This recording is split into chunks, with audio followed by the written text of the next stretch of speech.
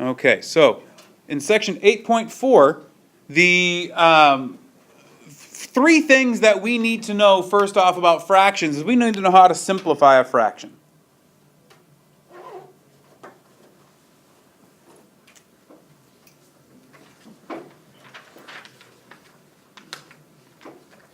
All right, so to simplify fractions, the basic thing to do is if we have a times c over b times c, if that's our fraction. Now notice I said times. It's a times c and it's b times c, not plus, not minus, okay? So if we have a situation like that, we can then cancel the c from top and bottom. We're canceling the common factor, okay? We can do that. So that's simplifying a fraction. We've all done that before. The other thing that we need to know for this unit is how to multiply fractions.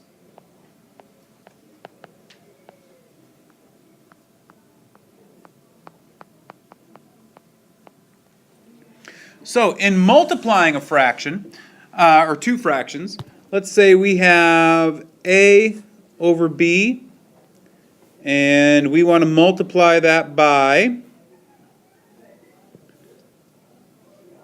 c over d. So who can tell me, we've all done this before, how do you multiply two fractions?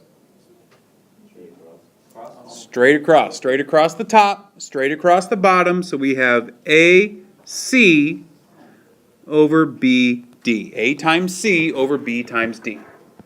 That's how you multiply fractions. Always, every time. Okay? And the last thing we need to know about fractions for this section is how to divide fractions. Cross multiply.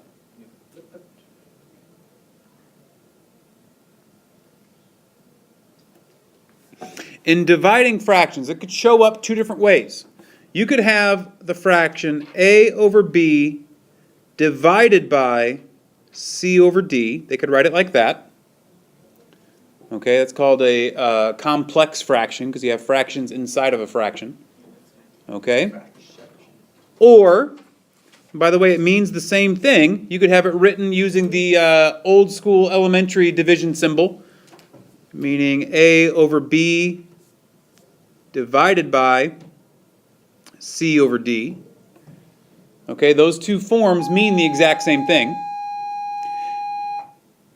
But the whole point being is that we do not divide by fractions. You guys should all remember this phrase, right? We don't divide by fractions, we do what? We definitely do not cross multiply. Oh, no. We definitely do not find a common denominator. The reciprocators. Reciprocals. What do we do with it? Take the second fraction.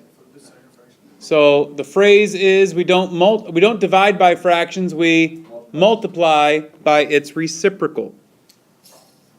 So it's only the second fraction that gets flipped. It's only the one that's on the bottom of the complex fraction, or the one that's after the division sign, that gets flipped. So we have a over b times d over c. And then it's a matter of multiplying fractions. So we end up with AD over BC. Okay?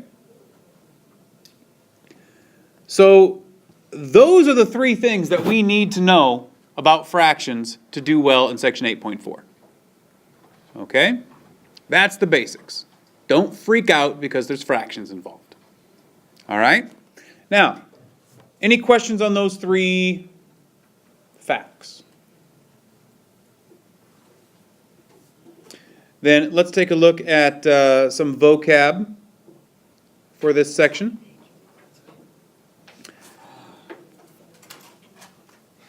So in section 8.4, we're dealing with rational expressions. Rational comes from the word ratio. Ratios mean fractions. So rational numbers are numbers that can be written as fractions. Rational expressions are fractions that have expressions involved. So right here, our vocab, a rational expression is the quotient or fraction of two polynomials. Okay, we're going to find that at different times it might be easy to think of them as a ratio or a fraction or as quotients. The essential understanding you need to know, we just talked about it. We can use much of what we know about multiplying and dividing fractions to multiply and divide rational expressions.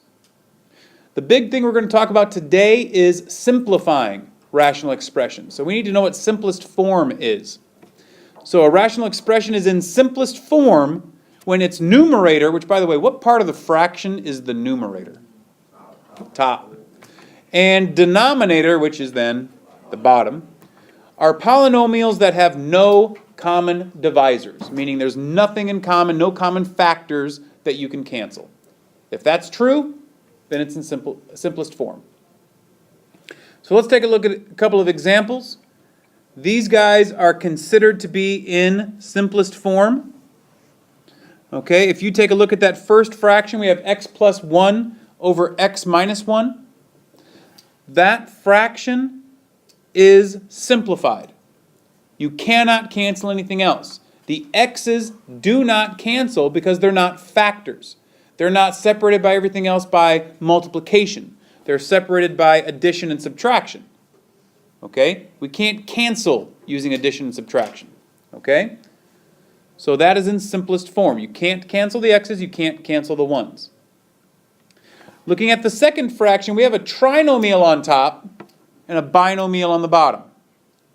And remember, those are terms from Unit 1. Tri means 3 terms, bi means 2 terms. Okay? So trinomial and binomial. And in order to see if this reduces, we have to factor the trinomial. So this brings us back to Unit 1. Our process of factoring a trinomial is that x method. Remember doing that? You take that number out in front of the x squared. You multiply 1 times 2. You take the number in the middle, the 3. Write that down below. And we then need to know 2 numbers that multiply to give us 2, but add to give us 3. 1 and 2. Okay, so now remember, we used those 2 numbers to rewrite that middle term. So we had x squared plus 1x plus 2x plus 2. Well, now that we have 4 terms, we use grouping. Out of my first group, what can I factor out? An x, leaving me with what inside? X plus 1. Excellent. And then in the second group, what can I factor out? A positive 2, leaving me with x plus 1. And so then the last step was to factor out the x plus 1. Okay, so therefore this trinomial can be rewritten as those 2 binomials multiplied together. All right, well, looking at that, we have an x plus 1 on top, but we don't have an x plus 1 on the bottom, so we can't cancel that. We have an x plus 2 on top, but we don't have an x plus 2 on the bottom, so again, we can't cancel that. And lastly, we have an x plus 3 on the bottom, but we don't have an x plus 3 on top, so we can't cancel that. So there's nothing we can cancel here, so it is now in simplest form. Okay? And actually was before we factored it, but we can't tell if it's in simplest form until we factor. Okay? Once we have it factored down, then we can see if things can cancel. Okay? Questions? Now, let's take a look at a couple of these who are not simplified. Okay? So in our first fraction here, this is not simplified. Why?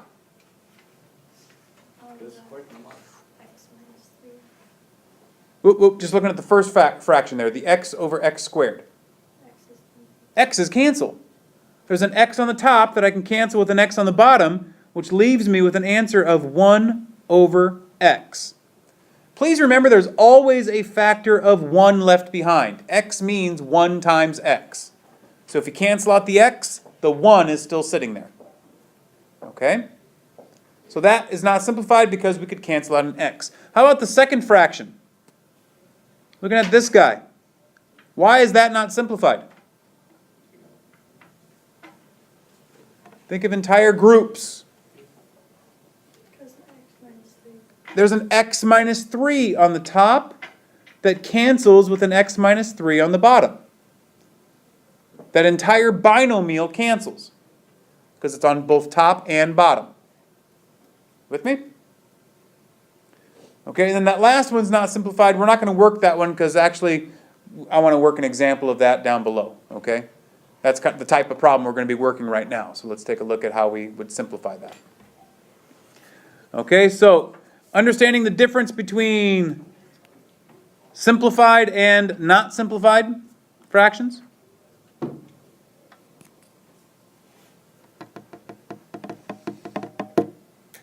Yes? Good. All right. So then let's take a look at our first example here. We want to simplify this rational expression. So we have that big fraction, polynomial on top, polynomial on the bottom. In fact, they're trinomials. And so in order to simplify this, we've got to factor our two trinomials first. So I'm going to take this trinomial on top, and I'm going to factor it. So remember, we used the x method for that, right?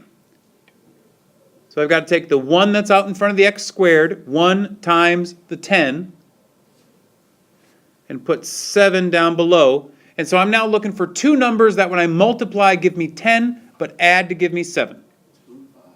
2 and 5. Okay. So then I want to go through and use 5 and 2, or 2 and 5, and break up that 7x.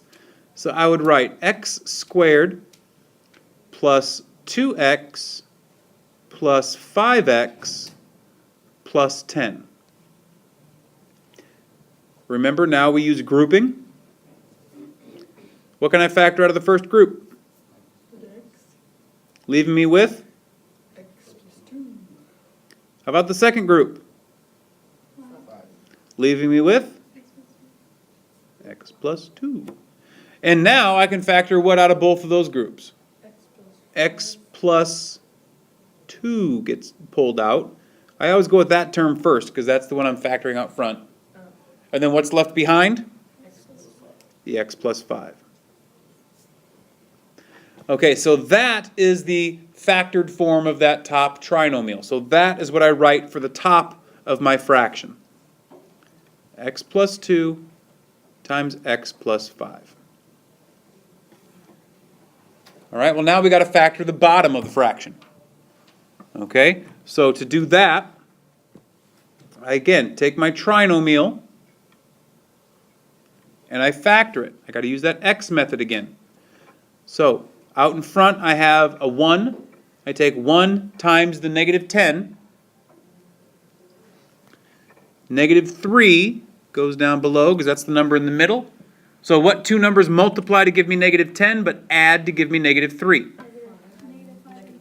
Yep, negative 5 and positive 2. Negative 5 and positive 2. So I now rewrite that as x squared minus 5x plus 2x minus 10. I again use grouping. In the first group, I can factor out what? X, leaving me with?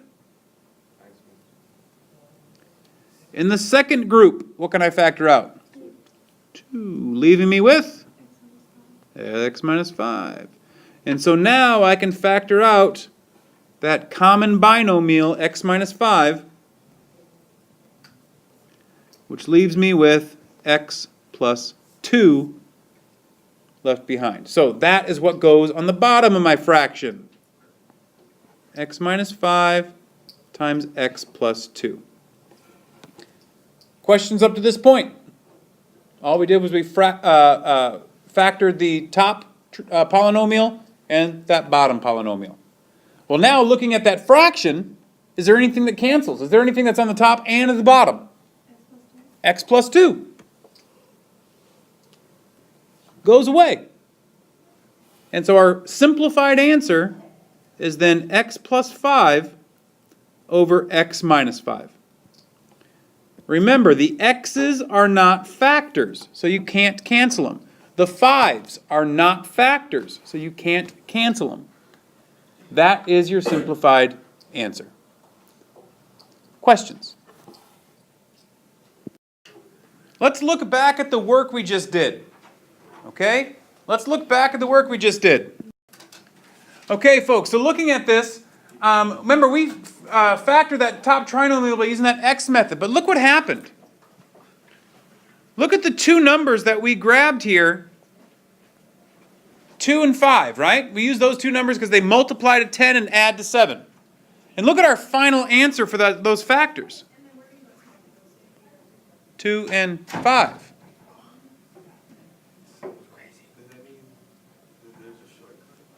Oh yes. Oh yes, that means there's a shortcut. Look at the other one that we did. We went through and we factored that bottom trinomial. We used the two numbers -5 and 2.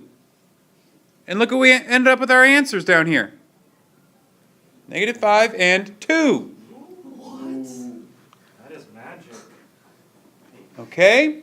Why didn't you tell us before? Well, I didn't tell you before because I wanted you to learn the X method, because the X method only works, or the X method works all the time, excuse me. The X method works all the time, anytime you're factoring a trinomial. This shortcut only works when the A value, the number out in front of x squared, is a 1. Then you would first have to factor out a -1. It has to be a +1 sitting out in front in order for this shortcut to work. It's the only time it works. But it is a wonderful little shortcut. It simplifies a whole lot of your work. We can do this problem in half the time. Okay? Using the shortcut. So, let's go ahead and look at the next problem.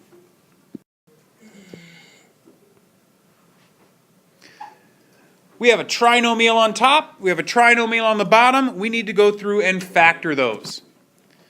So, again, the trinomial on top, if it factors, I'm not saying they all factor, but if they do, they're going to factor into two binomials. So to get the x squared, I must have to have x and x. What two numbers multiply to give me -8, but add together to give me a +2?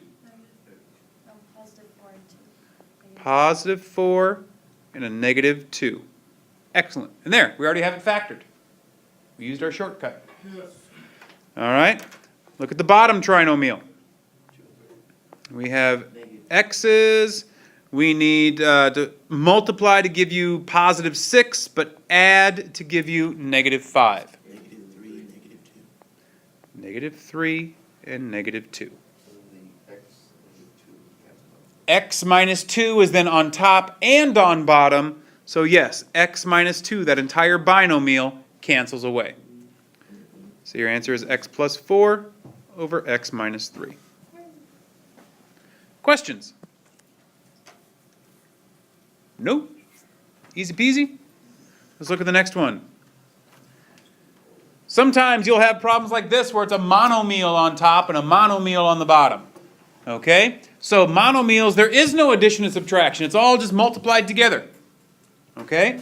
So to simplify these, they're actually not that bad, but you got to remember what's going on in the problem. Okay? So for example, if you have no clue where to start in a problem like this, I suggest rewriting it as individual pieces, individual factors. So for example, 24. Now think ahead. Does 6 go into 24? Yeah, it does. So I don't want to factor 24 into 2 times 12 and then factor 12 into 4 times 3 and then say 4 factors into 2. I don't want to do that, okay? I want to factor 24 into 6 times 4 because I know I'm going to cancel the 6's eventually, right? So I've got 6 times 4 times. Now x cubed means x times x times x. Y squared means y times y. On the bottom of my fraction, I want to factor -6 into -1 times 6. X squared is x times x. Y cubed is y times y times y. And now it's just a matter of canceling what's on top and bottom. I got a couple of y's there. I got a couple of y's there. I got a couple of x's here. I got a couple of x's there. And I got a 6 on the top and bottom that cancel as well. And so our answer, 4x over negative y. Wait, it would be, before you simplify, it would be 20, that's e plus That's it. Is there a better way to do that? Oh, most definitely. This is if you're uncertain where to start, write it all out like this and cancel the things. Okay? What I 100% expect you to do after just a very little bit of practice is look at a problem like this and say, wait a minute. The positive 6 goes into 24 4 times. And x squared on the bottom cancels with 2 of my x's on top, leaving me with an x on top. The 2 y's on top cancel with 2 of the y's on the bottom, leaving me with a y on the bottom. And therefore I have 4x over negative y. Okay? Yes, I do expect you guys to get to that point where that's how you're working this problem. Okay? But like I said, if you don't know where to start, write it all out. Okay? Any questions?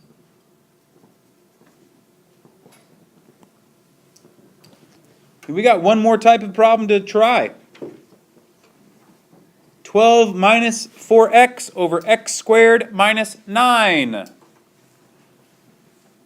Okay, so looking at the top, the numerator, is there anything we can factor out of 12 and negative 4x? Can't factor a 3 out of 4. 2. 4. Oh, I can factor a 4 out. Okay, so I'm going to pull out a 4. Leaves me with what inside? 3 minus x. On the bottom, x squared minus 9. Does that factor? Yes, it does. There is a rule we learned back in Unit 1. It was a shortcut that said if you have a squared minus b squared, we called that the difference of perfect squares. And that always factored into a plus b times a minus b. That was a rule. That was a special shortcut we learned. Now, if you don't remember that, what you need to try is you need to try to factor that as if it's a trinomial. Meaning, look at it as x squared plus 0x's minus 9. And now we can use the shortcut because a is 1. So x and x. And then what two numbers multiply to give you negative 9 but add to give you 0?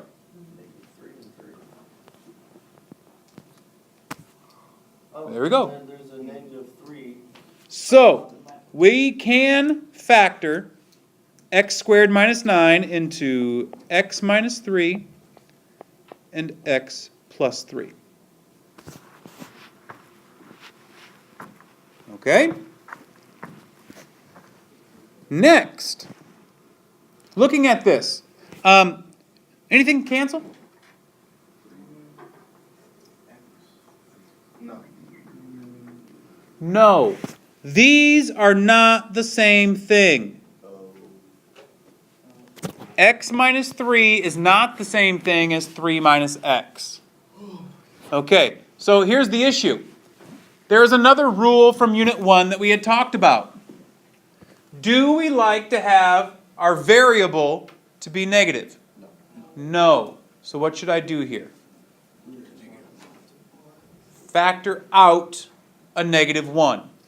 So technically, from the first step, rather than factoring out a positive 4, we should have factored out a negative 4. Okay? But we didn't there, so it's okay to do it now. So if we pull out a negative 1, we are left with negative 4 times negative 3 plus x over x minus 3 times x plus 3. Well, again, is that the way that we are used to looking at that guy? Do we say negative 3 plus x? No. Flip it around. What do we say? Negative x. How about just X minus 3. Negative x minus 3. No, the x is positive. The x is positive. Yeah. We just flip it around. Positive x minus 3. Oh, So we have negative 4 times x minus 3 over x minus 3 times x plus 3. And now, yes, now we can cancel the x minus 3's from top and bottom. And so our final answer is negative 4 over x plus 3. Questions? What was that? No shortcut. The shortcut on this problem would be to factor out the negative 4 from the beginning, as opposed to the positive 4. Would you do that if it's negative and the variable's on the right side of the fraction? As far as factoring out a negative, Yeah. I would always factor out a negative if my variable is negative. Yeah. I always want my variable written first, and I want it to be positive. Okay?